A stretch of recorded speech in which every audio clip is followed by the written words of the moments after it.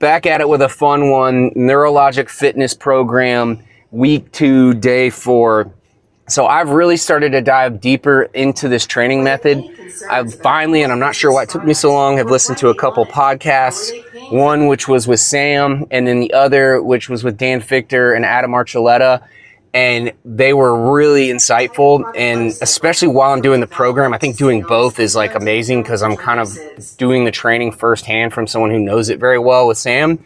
But a lot of this stuff stemmed from Jay Schroeder and the stuff that he did with Adam Archuleta before the combine and then early on in his career.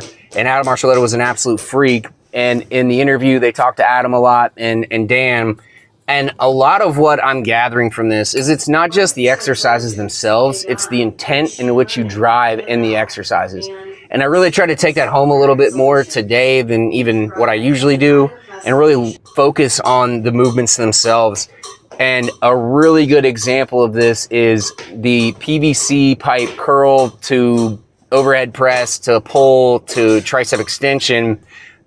Sam gave me the feedback of do it faster, do it harder. And I was like, well, is that the transition faster or, you know, the velocity at which I'm moving the bar? And he's like, both.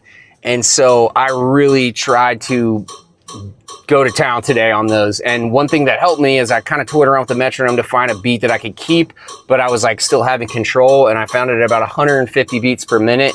And it absolutely wrecked me compared to last week. And last week it was not easy, but I could just feel my muscles fatiguing. I could feel, I was definitely breathing a lot harder. And so all that said, max intent is really important. And that's not just from an output perspective, but that's also how you're thinking about the exercises and how locked in you are on your form and what you're doing.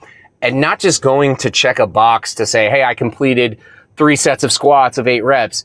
You have to treat it like a skill, and that's not just so you do it correctly, but it's also so you wire your brain, because to wire your brain to make changes, you have to have intent. And I think that goes with a lot of things in life.